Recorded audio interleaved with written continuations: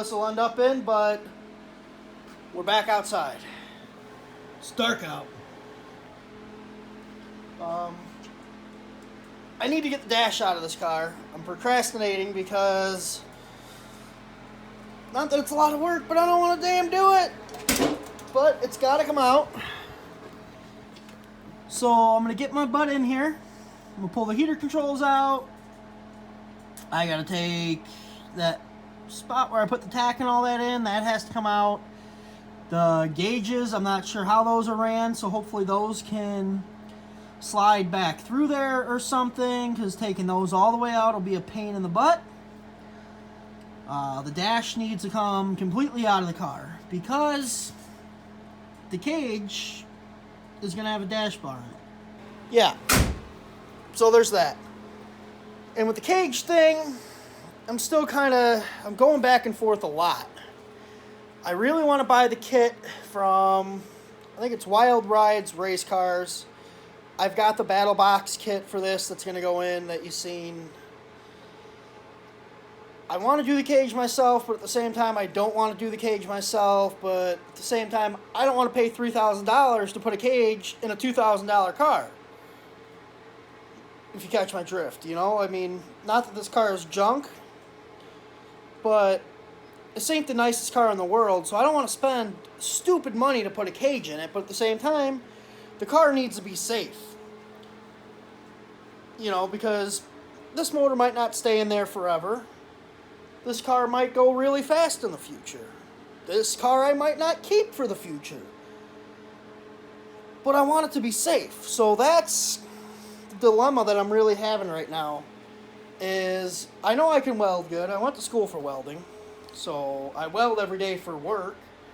You know. So I know I could do it. But at the same time, it would be nice to just be able to drop it off, pay somebody, and pick the car back up, and it's one less thing I have to do. But at the same time, that cuts into other money. You know, if I'm paying, you know, we'll say the Wild Rides kit delivered to my house is like $1,100. Okay, so I got $1,100 for the 10-point kit. I've still got to weld it in the car, so I got to buy a different spool of wire because I've got small wire in my welder. So say I'm another $30 to $50 for a spool of wire. I don't know, maybe it'll eat up a whole tank of gas. That's another $60 or something.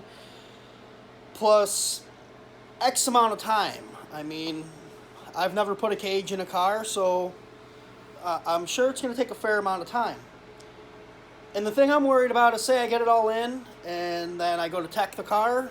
Around here, they're going to do at least for IHRA, tech up at Union Grove, I believe, beginning of April. So I would like to get the car certified. You know, I'd like to get the cage certed so that it's one less thing I got to deal with when it comes to teching the car in and everything like that. Sorry if you hear the heater. It's probably pretty loud, but...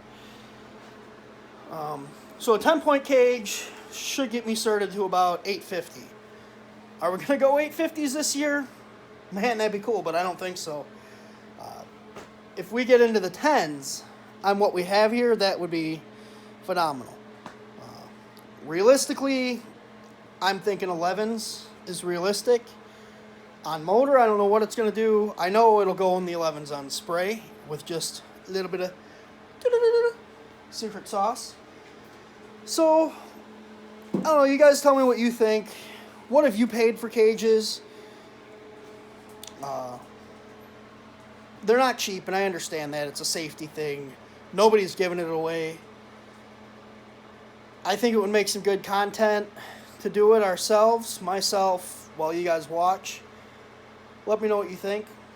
I'm going to get to work pulling this dash out because it's got to come out so I can get this heater box out. It's got to be out for when the cage eventually goes in. It's got to be out for me to do a bunch of my wiring I want to do. So that's what I'm going to attempt to do. Alright, I think we got this ready to come out. So you pull these out. There is little tabs on the side there. You push the tabs in. Or it's in there like that, actually. These tabs. Those tabs. You push in, they come out. So, let's muscle this out of here. Alright, so we got that bad lad out of there. I know, good thing we took it all apart to mount the tack and do all that, and now we're taking it all apart again. Got this fancy new headlight here. I've had it for a little while, but never used it. The first time using it. So now we got to pull the gauges out. That's the next step. I believe it's a bunch of Phillipses that hold the gauges in. A whole bunch of Phillips screws everywhere. So let me go to get this gauges pulled out of here. We've got to pull this vent cover up still. I got to get that pulled up. I got to get them gauges. We got a dog in here. She's laying on an old jacket because she's special. So yeah, we got to get these gauges out. I don't want to fully unhook them because I don't feel like dealing with the mess of that right now. But if I can pull the Allens out and get it to slip back through there, that'd be awesome. If not, we're going to have to deal with it. So I'm going to get back to work. It's 10 minutes fighting this. This is for the coolant temp sensor because I'm trying to get the gauges out. And the gauges, if you've ever wired up a coolant gauge or whatever like this, you know, this is a mercury switch. There's no separating that. It's one piece from the engine to the gauge. So I'm fighting that. That's one thing. Whoever did what they did there, you're the devil. It sucks. Trying to get that back through there is stupid. I don't know how you got it through there. I'm getting mad. I'm getting ready to just cut the whole grommet and say screw it. The other one I'm fighting is, if you remember the earlier videos, this is for my oil pressure gauge that they have running along the steering shaft. I guess they were too lazy to run that through that same stupid hole. I know I'm ranting here because I'm getting aggravated. So yeah, I got to get that off. Got to get the coolant, not the coolant, that is the coolant. I got to get the oil pressure line off the gauge inside. And I was always wondering why the volt gauge didn't work, which is the one closest to me. Never hooked up. So that explains that.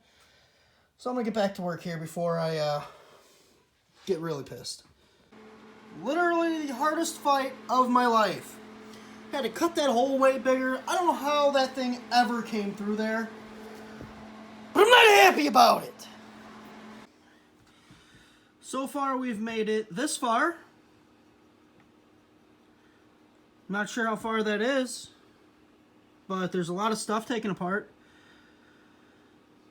In theory, there should only be 5 more bolts and the dash comes out. Let's find out. Oh, got 2 bolts left. That's pretty much a wrap. I'd have woken a damn bug somewhere in here. Keeps trying to attack me. I don't know, some kind of mosquito or something. Now it's gone. Damn it. So we did something. It's half out. I'm hung up on something over there. Not sure what. It's getting exciting after all the damn fighting with the one fitting. We got a dash half out. I don't know what the hell we're stuck on though. Looks like a big old harness in there. Thought I had everything unplugged. I guess not. Should we just start cutting? What the hell's that thing doing in there? I didn't say it could be there. Let's figure it out. Whew. I'm a little winded. And it's out. So, maybe I didn't watch the whole video of a few of these I seen. But I could have swore the harness stayed with the dash. Maybe I'm completely wrong. Problem is, this section here goes out. Out. Goes out into the world. Under the hood. So, if it wasn't for that, the harness could have stayed with the dash. So, yeah, there's so much of that that will no longer ever be used again. So, I don't know. Maybe I'll thin it out. I mean, it's not going to save that much weight. I will be pulling all that sound deadening off the firewall. Next thing I'm going to do right now is get that heater box out. So next picture you see, the heater box will be gone. So this is the pile of stuff that has been removed out of the car in the last few days. Look at all that room. My plan for that extra gained room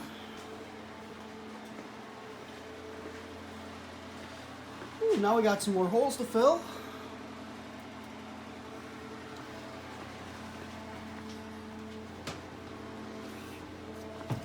So my plan for all the extra room there is I wanted somewhere to mount the MSD box and all that kind of stuff. And hey, look at that, from that friggin' header being so close, it had started to catch some stuff on fire. Yeah, look at that. That was melting the paint. Talk about, right there, talk about damn close. They beat in the firewall to make the header fit. And I think part of that is because of these heads. These heads that are on this motor supposedly have a raised exhaust port, so that, from what I've read, I could be wrong here. I don't know much about these heads. If somebody knows more about them, chime in. They are Canfield heads, and the exhaust port is supposed to be raised like 0.4 of an inch. So in theory, I think that basically raises the exhaust port damn near to where a 351 exhaust port would be, which usually then you run into exhaust issues on those. Because this thing is right tight against there. So, yeah, I haven't done all that much research on them, but from what I know, they are 58cc Canfield heads, which were supposed to be a hot setup for back in the day. I don't know if they're ported or anything yet. It seemed like pretty much everybody who ever bought a set ported them. Probably look awesome with my hat backwards like a fool. Yeah, been out here working for the last couple hours. I don't know how long. I think I've been out here at least 2 hours. But I needed to get something done. I've been feeling under the weather, been sick the last few days. This damn heater. Thank you for keeping me warm, but you're being loud. So yeah, I've been sick the last few days. Ain't really got nothing done, and just really needed to make some headway on this car. I mean, I got the wiring pulled out the other day, but that wasn't enough. Now I feel like I might have accomplished something. Or just opened up more worms. But either way, I mean, look at all that. That's something. Be kind of interesting. I'm going to have to bring the scale out here. And I don't have a big fancy scale like, 5.0 Tussin over there. The way he weighs his stuff. This is just my little shop of horrors. Horrors, not whores. The heater box, hey, if anybody needs one, shoot me an offer. I mean, but that thing's got to weigh more than 20 pounds. I'd give it more than 20 pounds. That wiring harness, I don't think that weighs that much. All the vents, I'm going to gut out of that because we don't need no vents where we're going. Those holes, I don't know. I might end up pulling this engine out. Because now after I pulled out all that crap, that really looks like crap. That really looks like crap. I'd really like to, pull it out at least. I'm going to get out of hand. Anyways, maybe I'll just rivet some patches over them holes for now until the motor eventually comes out of the car. Because if I pull the motor out, we all know what's going to happen then. This thing will never get done. At least now, I don't know. Got to take it apart before we put it back together. But now I can set the dash back in, see what kind of room I have. And really it all is kind of dependent on the cage, where the cage is going to sit. Oh, see, there's that damn bug. Look at it. I awoke it out of its slumber. Stupid thing. So yeah, the MSD box and stuff is going to go somewhere in there.